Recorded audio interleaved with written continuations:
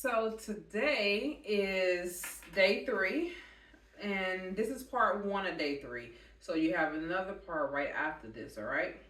So today, what we're going to talk about is trust building and intimacy, okay? Let's get right into that. Building trust and intimacy in a new relationship is essential for creating a strong and lasting bond. Here are some key strategies and exercises to help foster trust and deepen empathy, intimacy in a new relationship. So you're over the old relationship with the narcissist and you had just met somebody and y'all seem to be on the right path and you like this person and you're thinking like, well, maybe this might be the one. So this is what you would do. You would start practicing these things so that way you get the opportunity to see if this person really is the one. Communication is very important, okay? And you want to definitely have trust, building trust as well as intimacy. Remember, the next lesson in part two, I talk about intimacy is not sex. Okay? So, number one, what you're going to need is in order to have any trust building strategies, this is what you're going to need to be doing consistency and reliability. What you want to do is keep your promises. That is something that is important. So, follow through on commitments and promises to show that you are reliable. What you need to also do is make sure this person is mirroring you in this area, in these areas. So if they don't do these things like you are, then they just might not be the one. Keeping promises is very important on both ends, okay? And be punctual, all right? Time is valuable. So being on time for dates as well as meetings demonstrate respect and reliability. So don't think that because you trying to be fashionably late that it's okay. It's really not. No one wants to sit around waiting on you. I'm gonna tell you that now. It's uncomfortable sitting at a bar or at a dinner table or at the movies outside waiting to go in and waiting on you to arrive and things are already taking place or even a musical or a play. They're going to get started without you. So why should the person who's waiting on you have to miss out, okay? So be on time, and it goes for them too. Remember, this is vice versa as well. You want to have honesty and transparency. So open communication. Be honest about your thoughts, feelings, and your intentions. What are your intentions? They need to know. So transparency builds trust. If you don't really want the relationship and you just want to have a good time, let them know. That way they will understand that. All right? Admit your mistakes. You're going to make mistakes. And if they call you out on it, don't take it personal. Just admit it. You know you made the mistake. So you want to own up to your mistakes and take responsibility for them. Apologize sincerely when necessary. If it's necessary to apologize, apologize. You don't have to say I'm sorry. You can say, you know what, I apologize for that. I shouldn't have done that. It's still telling them that you aware that you made the mistake. You want to respect boundaries. Remember, I said boundaries are ongoing, okay? So understand limits. Respect each other's personal boundaries and space. This shows that you respect their individuality, all right? And also, if they do the same, it shows they respect your individuality. So, communicate your needs clearly. You want to clearly communicate your own boundaries to them, all right, and your needs. And listen when your partner does the same. If they're going to be honoring your boundaries, you must honor theirs. Theirs. Consistently, you want to be consistent in your actions as your words. Your words must line up with what you're actually saying and doing. You must line up with what come out of your mouth with your actions. So align actions with your words is so important. Too many people say one thing and do another. It's very contradictory when that happens and people don't trust you. They like, mm-mm. They told me they don't like this, but yet they're eating it. I thought you didn't like fish, but yet you're eating fish. I'm confused. Which one is it? You do or you don't? So you be honest. I thought you said you didn't drink, but here you are taking a shot. You ordering a martini. Something's not right with that. Is that a virgin martini? Be transparent with what you are saying. So ensure that your actions match your words to avoid mixed signals and confusion. Be predictable. Yeah, while spontaneousness can be exciting, predictability is a aspect that help build a sense of security. So that's why people want you to be predictable. You might think that I like spontaneous. I like to just do things off a whim. Okay, sometimes, but be predictable to a point where a person will understand what you are capable and incapable of doing. So my husband is very predictable. I know his routine, and if he gets off routine, something's not right. Okay, and he likes being routine. And actually, I like him being routine. At first, I didn't, because I'm an Aries and I like variety and stuff, things differently sometimes, and that's why I changed my hair a lot. But my husband, he's pretty much plain Jane, and he's gonna do things the same pretty much all the time.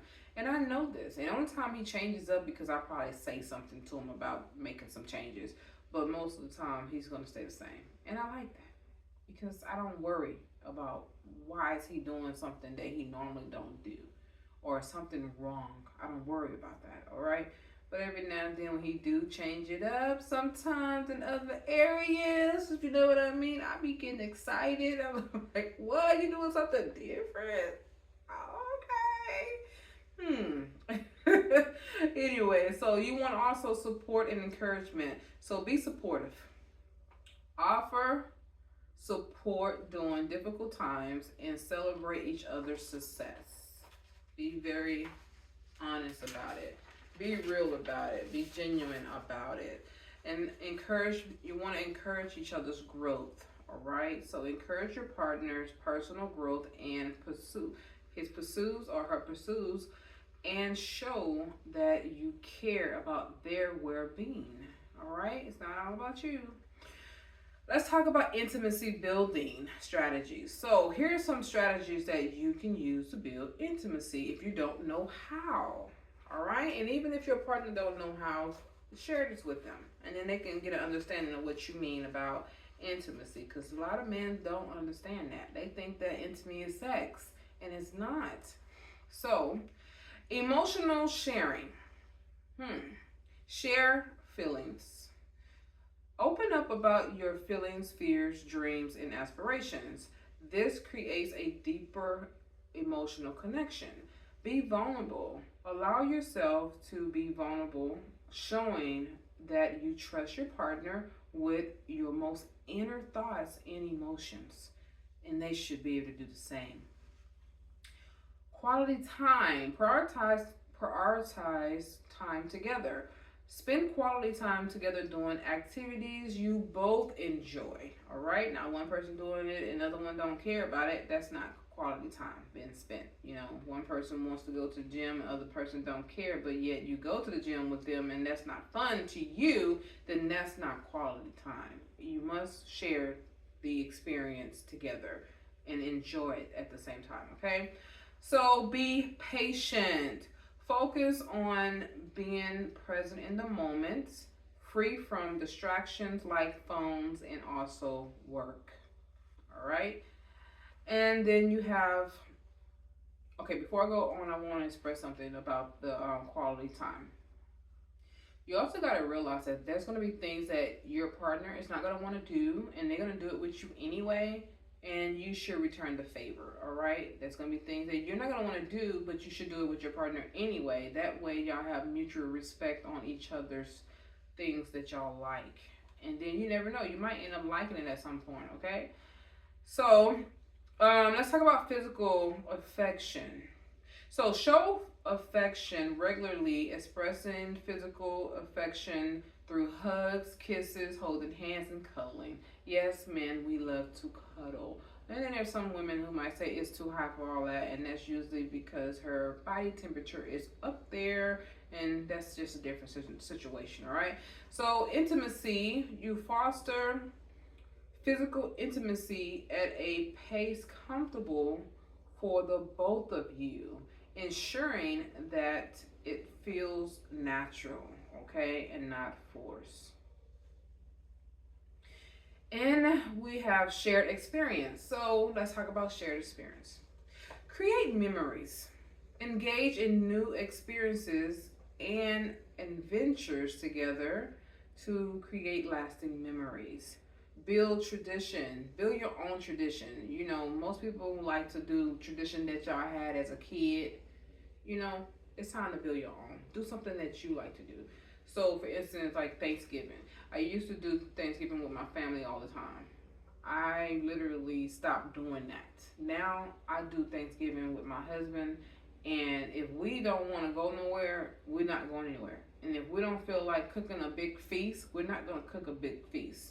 We'll make sure we get the food that we want, but we ain't going all out doing that anymore. I used to do it all the time, and I'm telling you, it became a drag over time because I was spending my money for that. And I'm like, why is I'm always spending my money and everybody coming over to eat? And I'm like, okay, this got to stop, you know. And also, in one Thanksgiving, what made me make the decision, my mother cut up one Thanksgiving. I mean, when I say cut up, she did the most. And this is before I got married to my husband. I thought he wasn't going to propose to me. I thought he was going to let me go after the way she acted towards him and towards me. And I was like, this is not cool. So I just chose at that time, we're not doing family Thanksgiving anymore. And if we do, I'm going to their house. So if they get to acting up, I'm going to leave and come home because my mother acted up at my home. And I had to get one of my aunts to come and get her and take her to her home because this ain't happening. It was one of those things. So I'm just letting you know, be able to, for you to have your relationship together and intact, start creating your own traditions between y'all, all right? And be flexible in what y'all choose to do with each other. Just to let you know. So you want also effective communication, active listening. Remember, active listening is practicing to practice active listening, showing genuine interest in your other partner's thoughts and their feelings. Okay, you're gonna show genuine concern. Listen, you really want to know what they're saying, and then express gratitude. So regularly express appreciation and gratitude for each other. Let each other know that you care. Let's talk about trust building and intimacy exercises. So here are some exercises you can do. You can do the trust fall. Now I don't really care about the trust fall because I get it, but at the same time, it's not something that I really care to do. But I'm just going to tell you about it anyway because you might say I can do that. So what you do is that it's a physical trust. How well you trust your partner. What you do is one partner will fall back into the other person's arms, trusting that they will catch you. Okay? I don't want to do that. I ain't letting nobody drop me on the ground. Do I trust my husband enough to catch me? Yes, I do. But I also know my husband plays a lot. And he just might be playing at the moment that I fall back and hit my head. Or my back, or my butt, or whatever. And I'm not going to find that funny. Even though he's going to be like, oh my goodness, I didn't know you was ready. Yeah, I was ready, you know. But I'm letting you know, that's a trust fall I'm not doing. But you might want to try it. So you want to discuss your feelings of how that made you feel when you did it. So talk about the feelings and thoughts about arriving to that exercise. What happened in your thought when you was falling backwards. Or you can do what's called a trust map. It's a map, a love map. Now, this map is a good one here. What you do is that you will learn about each other, and what you do is spend time asking each other's questions about your lives and preference as well as your dreams to build a detailed map together. So you will be like, hey, how was this in your past? What did you like doing? What were some of the places y'all went to? And then what are your preferences? Like, what do you care about or whatever? What do you enjoy doing the most? Or What makes you mad when, or whatever. Just ask whatever random questions. And then you might say, so what do you want to do in the next 10 years if you're still here? What are some of the dreams that you wish you could accomplish? And then you start thinking about yourself. Where do I fit in that? You start looking at where you fit in that. Then you ask them questions. Where do I fit in that? Do I fit in that? Do you see yourself with me 10 years from now? Those kind of things. This is how you know if the person sees you as a wife or a husband. Because if they don't see you in their dream or they don't know, then they're not ready to marry you. And you know that. So anyways, you're going to use this guide and you're going to question. What you're going to do is use a question from each other's book or online. You can use some prompts. You can go gather some prompts online, or you can use what I just said. All right.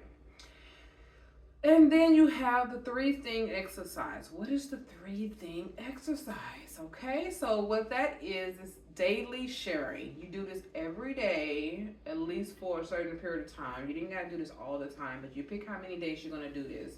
You can do it 3 days, you can do it 10 days, you can do it 20 days, or you can do it for a whole month, or you can do it for 3 months every single day. And what you would do is daily sharing 3 things that you appreciate about each other. And you don't have to let each other know that you're actually doing it. Just say, for the first time, every day we're going to share 3 things about what we appreciate about each other.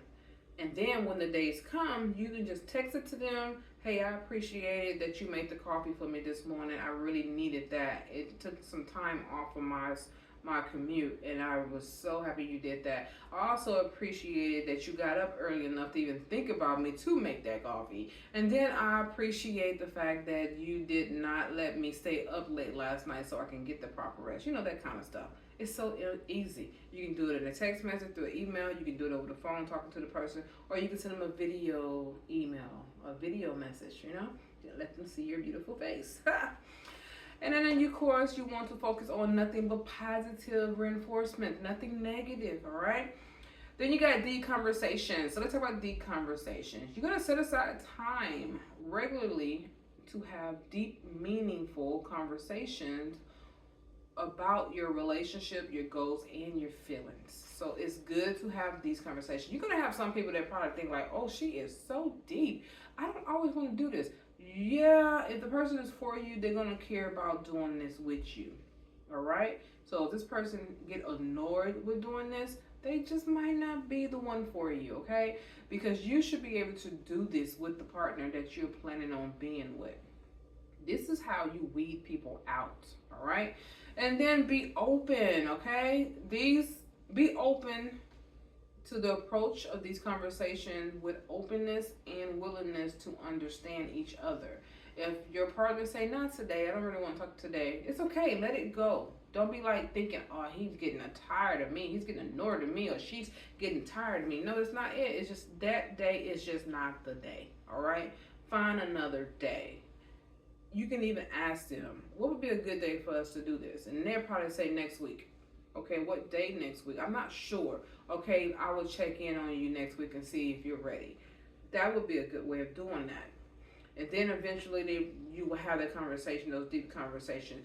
Don't do it every day. Don't do it all the time. Just do it maybe once every 3 months to see where your relationship is at. Even if you're married or get married, do it as well so you can check in on your husband and your wife and see where their mind is at when it comes to you. You don't need reinsurance. I'm going to tell you that's a difference, okay? This is not reinsurance. You don't need to be reassured that they still love you. That you don't need. All you're doing is just having deep conversations about your willingness, or what you are willing to be in the marriage relationship, how far you're willing to go in certain areas of what's going on in your relationship, and then your understanding of one another, okay? So be open. You also want to join your activity. So this is how you do that. You do it by engaging in things that you enjoy doing together. You're going to team build together. You're going to come up with a project and a goal that the two of you can work on together. What that does, it fosters teamwork and collaboration. You can find anything that you want. It can be even a sip and paint. Y'all paint together or whatever. You're doing something together, and You can even do it as a couple and with another couple or whatever. In playing charades is a good way of team building. It's fun. But anyways, or you can come up with something that's real deep together to work with. But it's easier to start off with something that is fun than something that is so serious to do a team building exercise. Try something that is fun, all right? And then of course you want to be vulnerable, all right? Show vulnerability. Take turns showing each other feelings. Your feelings, his feelings. Take turns. Don't be all emotional crying and stuff, and then he's emotional crying, and y'all both ain't really listening to each other. But you want to take time to allow your mate to be open and vulnerable with you. Then you can share your vulnerability at another time. All right. So that's what I'm saying. Also, support each other. Definitely support each other. Offer support. All right. Create a safe space for y'all to be emotionally vulnerable for each other. Let's talk about the benefits of building trust and intimacy. What are the benefits that you get from this when you do this? This is what you get. You get a stronger connection, a deeper emotional and physical connection strengthens the bond between you two. Also, you get increased security. That's what us women we like. We like security. All right. So you would get that because trust and intimacy creates a sense of security and stability in the relationship. You also enhance your communication. So open, honest communication becomes more natural to you, and it reduces misunderstanding. You get a greater sense of resilience. You become better and stronger, and you create a strong foundation for trust and intimacy that helps you in your relationship to withstand any type of challenges and conflicts that come your way. You also have your own personal growth. Remember, you have individuality. You need to keep it. Do not relinquish it to your partner by being codependent upon them. So both partners, which you and your mate, can create personal growth as you learn to trust, communicate, and connect more deeply with each other. By fostering, you want to focus on these strategies and exercises. All right? You will build a solid foundation of trust and intimacy. If you want your foundation to be right, do this. All right? And it will help you to be more of a leader in your husband or boyfriend, a girlfriend or wife, to be more of a leader, and it will help you to fulfill and be more to be fulfilling and more enduring in your relationship. That does end today, and then tomorrow we're gonna talk. No, actually, we're still on today. Sorry, day 3. We need to talk about intimacy is not sex. Why is intimacy not sex?